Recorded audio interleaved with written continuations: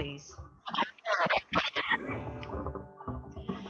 We have two wonderful readings this morning. The first one, Kathleen Di Natale will read, and then Madeline will follow with a reading.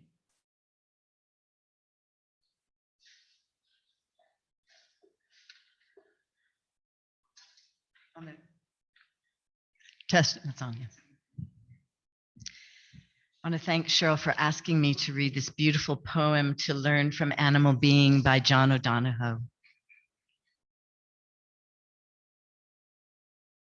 Nearer to the earth's heart, deeper within its silence, animals know this world in a way we never will. We who are distanced and distracted by the parade of bright windows thought opens, their seamless presence is not fractured thus. Stranded between time gone and time emerging, we seldom manage to be where we are, whereas they are always looking out from the here and now. May we learn to return and rest in the beauty of animal being. Learn to lean low, leave our locked minds, and with freed senses, feel the earth breathing with us. May we enter into the lightness of spirit and slip frequently into the feel of the wild. Let the clear silence of our animal being cleanse our hearts of corrosive words. May we learn to walk upon the earth with all the confidence and clear-eyed stillness, so that our minds might be baptized in the name of the wind and the light and the rain. Thank you, Kathleen. Madeline.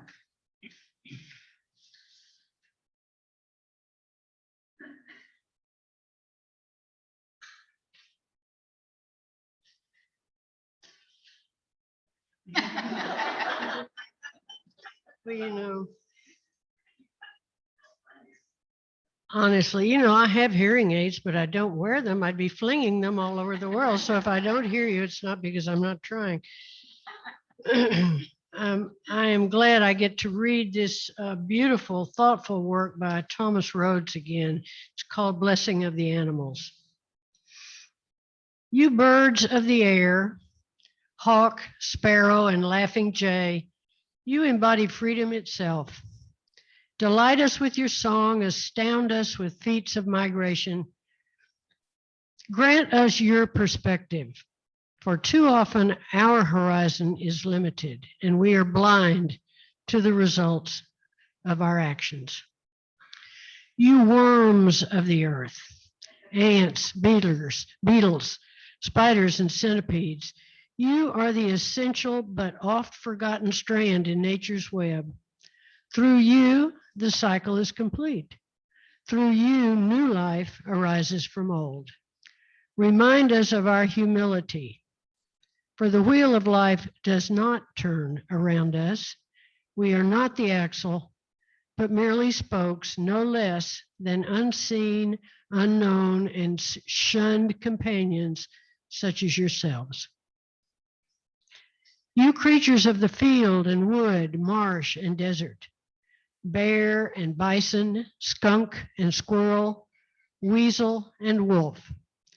Too often we have sacrificed your homes in the name of progress, clear-cutting the forest to fill our desire, or covering the earth with tarmac, cement, and suburban lawns. Pray that we may remember that the earth was not given for our needs alone, and what we do to you, we eventually do to ourselves. Horse and cow, pig and fowl, willingly or not, you give your very lives for us. Your milk for our nourishment, your flesh for our sustenance. Yet too often we forget that the meat on our tables was once as alive as we are. Forgive our willful ignorance and remind us constantly to give thanks for your sacrifice. You dearest companions in our lives, dogs and cats, hamsters and goldfish, Nile lizards, you who are with us today, and you who have always been present in our memories.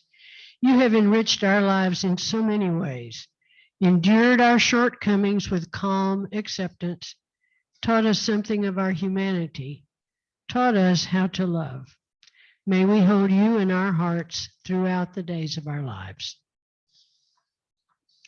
Thank you both. Thank you, Madeline.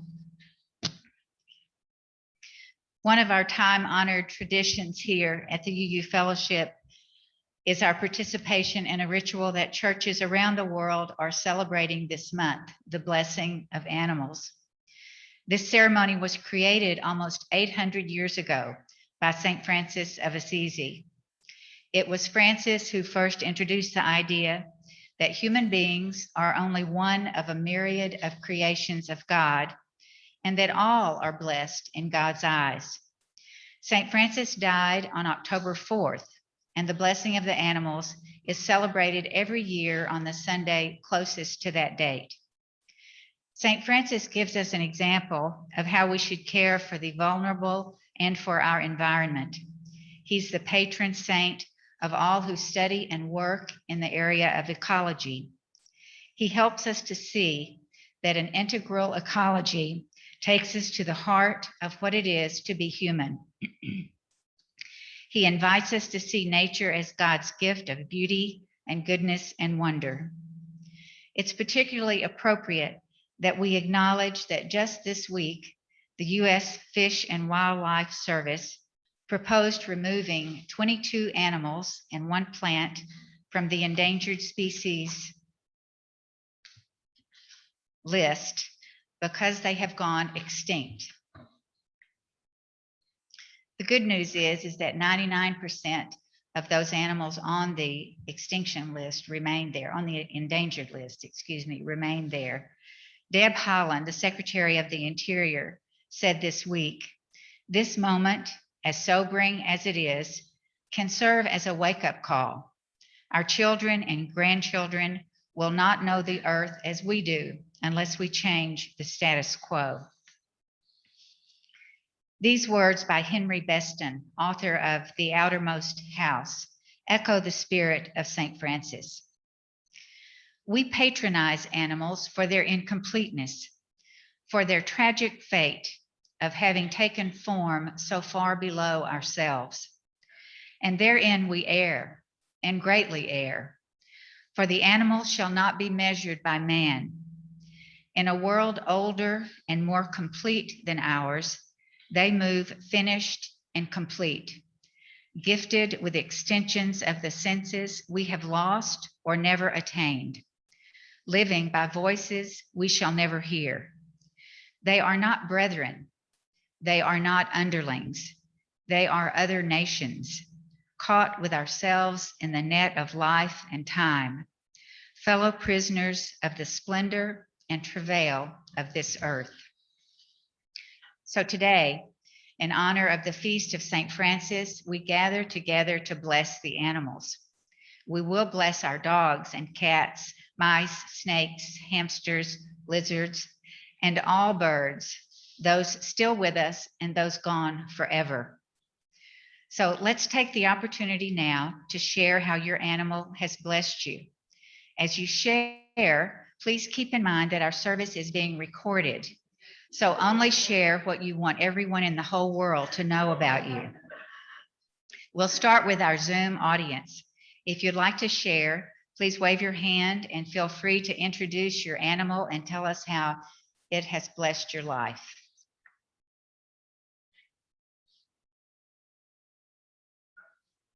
I see a dog. I see a dog.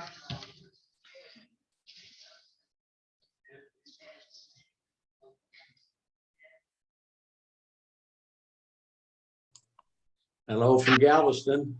Hello. Can you see me? Yes. Well, this is Gizmo, and he's the love of my life. He's a lover boy, and he keeps me company. I live by myself here in Tulsa. I miss you all so very much, by the way. But anyway, he's wonderful. He's just one of two. So let me get the other one. He's our lover boy. He's always snuggling.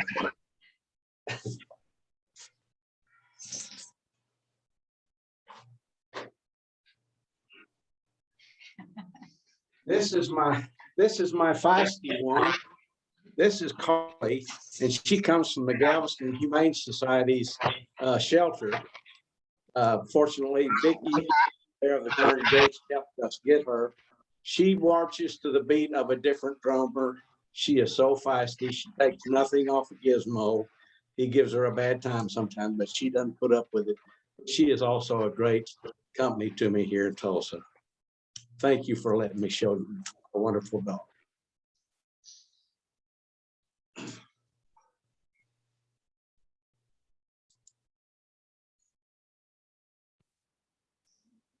Okay. Can you hear me? Good, Carol. Okay. This is Tinker Toy, and she also came from the Galveston Animal Shelter, and she I got her right as COVID was beginning to shut us all down towards the end of March, and she has helped me get through that and is now a dear, dear friend. And I don't know what I'd do without her. Thank you. That's great. Thank you, Carol and Ed. Anyone else? Okay, let's take an opportunity now for those of us here to come forward and speak into this microphone and tell us how your animal has blessed you, if you're interested in doing that. Okay.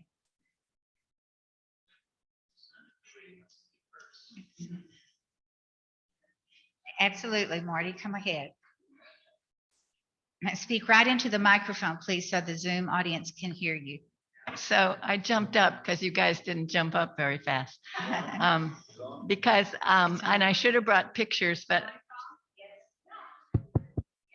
I should have brought pictures of my grandchildren roughhousing with 3 dogs that are friends. This is all in Florida, so I couldn't bring the dogs. But they're not allowed to have dogs at home because their dad is allergic. So every week they go to this friend's who has a dog school and help with those dogs. And I'll bring you a portrait I painted of one of them, put it up there. So thank you for the dogs.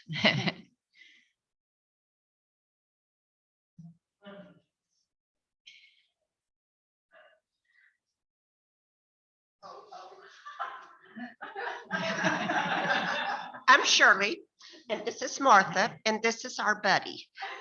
It's the only way that he could ride in the car with us. He's a perfect dog inside the house. We've had him about 3 years. He had to be rehomed.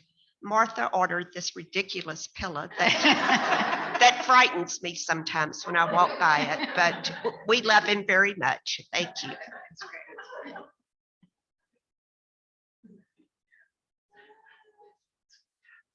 On my head here is Lizzie, who is on a hat because I cut my hair and he's used to sitting on my hair.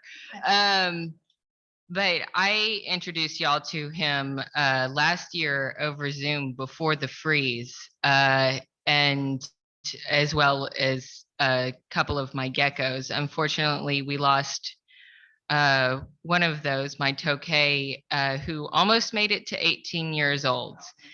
But I had them all in my sleeping bag with me when the temperature dropped. And I'm very thankful that Lizzie is here to be with y'all. And also want to mention Neil's cat, Gizmo, who I adopted. I'm not sure his full story. Maybe Neil told it to y'all in the past. But he's 16 and acts like a kitten. And I'm very grateful for his existence as well. They definitely bless me.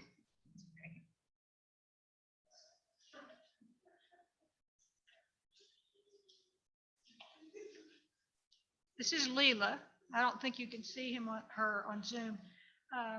She weighs about 40 pounds, so I can't pick her up. She's my rescue dog. She rescued me. She's about the 6th rescue border collie we've had, and since Stan and I have been together. And the 2 previous dogs both died young and sadly, and I was really brokenhearted and wasn't sure I could handle another dog. In fact, I'll probably cry talking about this. And a vet had her as a spare dog as part of her pack of 8. And Leela was an escape artist and was always getting out on Stewart Road, apparently, and cavorting around. So she thought, well, maybe she'd do better without so many other dogs. And we took her in, not sure that she was the right dog for us. And she's healed my heart. I'm sure she healed Stan's too. And she's just a sweet dog and is really behaving well today, because usually she growls at other dogs. That's great. She's a beauty.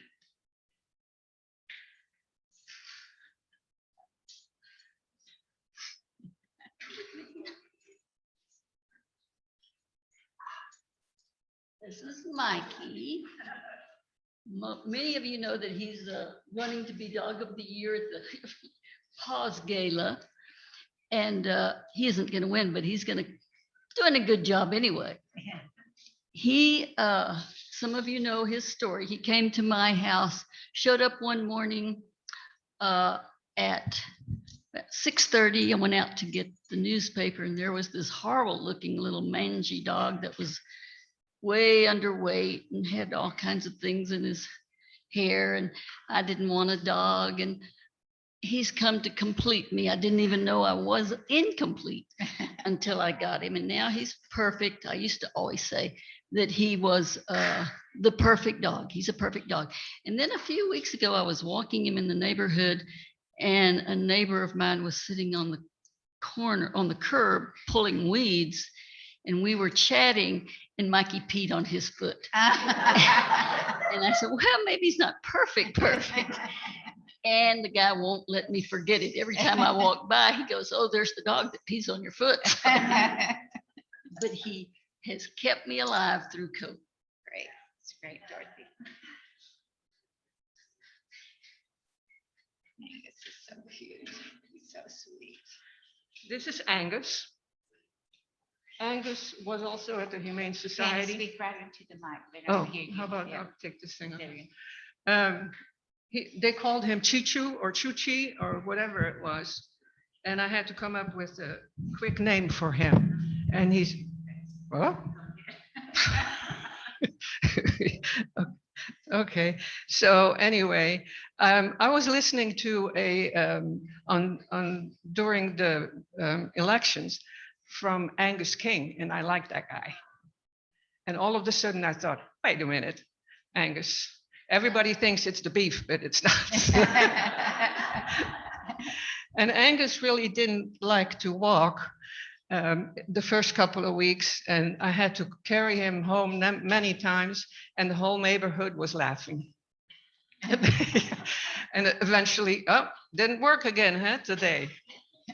And eventually now he does. So he's the love of my life. I have never had such a small dog, and he's funny. He's got a good character, and he plays with anybody. So.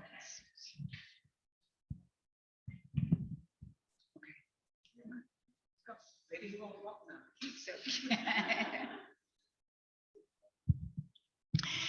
This is Willie, the one I'm holding up. He came to me from the shelter with the name of Hulk. I wonder why. And thanks to Margaret, she took a look at him and she said, no, he's Willie. And sure enough, he is Willie. He's nothing else. I have to make a comment. He has already marked our podium, that white one over there. Sorry about that. And the other, I don't know if you can, thank you, Cheryl. Here, I can't show you. Oh, is it can show, this is Francie. And she is named for St. Francis. And she also came as from the shelter, thanks to Vicky. How many people got their dog through Vicky here? Several people mentioned her, I thought.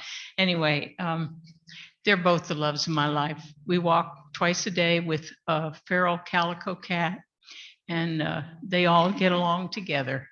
Thank you.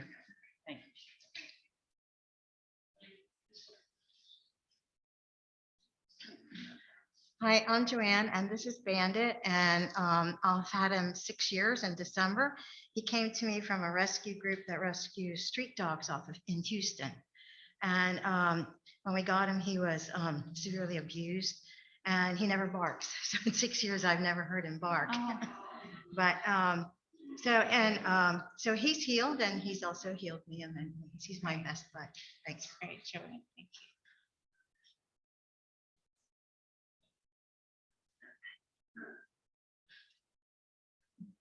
This is Mr. that some of you have met before.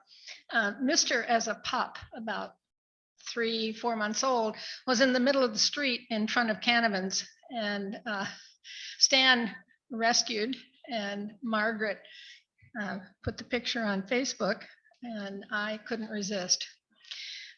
He's just a wonderful companion, not too demanding, except he can't be left alone. I mean, he shrieks and screams, and I have neighbors. And so as good as it is, he loves Pushka. So whenever I go somewhere, I drop him at Pushka's and then I can spend time and he doesn't squeal.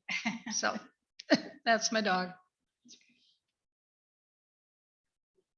Okay, now I'll have to, whoops, sorry, Kathleen, go ahead. I'm here to represent the cat people who we couldn't bring our cats, right? You know, that's the thing about cats. If cats could text you, they wouldn't. And our cat, Shadow, appeared behind the Yoga Haven one day on the back door of the Yoga Haven on Friday the 13th, and just, a little bitty kitten. I mean, just like this, so tiny. And I don't know where she came from, how she got there, but she adopted Dennis and I, and she's the Galveston feral, totally black cat, with no markings, totally black cat, green eyes, Galveston feral. They're everywhere.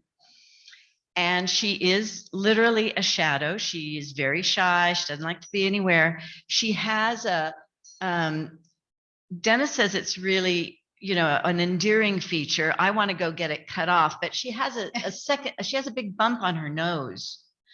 And we had Jackie Cole check it, she said, well, it just seems to be part of her, it doesn't seem to be bad. So she's got this interesting profile, and she's a joy. She's been a joy for us. Dennis is out of town right now, and so Shadow's kind of pouting because she's definitely Dennis is her guy.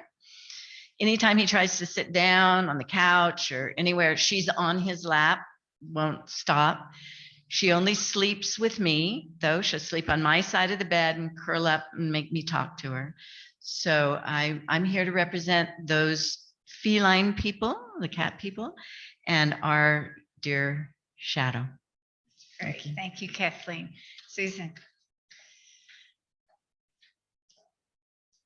Kathleen stole my line. I also am here to represent the cat people. And my husband and I had owned big dogs previous to coming to Galveston, and coming back and forth from Austin for 10 years. Our dogs had just died. We didn't replace them, but we started getting feral cats around our house once we came here permanently. Galveston Humane Society has a wonderful catch, neuter, release program that everyone should take advantage of. So I've catched, neutered, and released 8 cats, and 3 of them have tamed us and now are indoor-outdoor cats. Tom refuses to have a cat box, so we don't have a cat box, and that's why I get to have cats inside. But my cats' names are just a minute, I wrote them down. Putty, he's the first one. Callie, Ruth Bader Ginsburg, who goes by Ruthie. She's Callie's daughter before we could get Callie fixed. Pumpkin, who is on the back porch demanding cream every day. And so I have to buy half and half for him. Marmalade, who was the terror, who was impregnating the entire neighborhood. But after he got fixed through the use of cream, he eventually now lives on my front porch and is the most adorable cat and rolls over and lets me rub his tummy. I love him so much. And then he has a girlfriend, Missy, who will not let me touch her. Then Aussie, who was one of our first feral cats. We can't touch Aussie, but he comes up on our fence every day and meows the teeniest little meow. And we put food out balancing on the fence. And then we have Cow Cat, who's got cow markings. Anyway, they are such a joy every morning. Getting up to go feed those animals is just, I mean, it makes us get out of bed. Can't wait. Anyway. Thank you, Susan. And before we leave the animals altogether, I just want to name my 4 who I need a blessing greatly. That's why they're not here. Bubba Jack, I have a picture of him at the far end there. That's Bubba Jack. Harley is the other one who passed on. I can't talk about Harley, breaks my heart. Bubba Jack, Bela Lugosi, Lola, long story, and Charley. So those 4, and I'm illegal. You can't have 4 dogs in Galveston. So don't report me. See, and I've shared that now on the internet. Oh, geez. Okay. All right. Never mind. That was just a joke.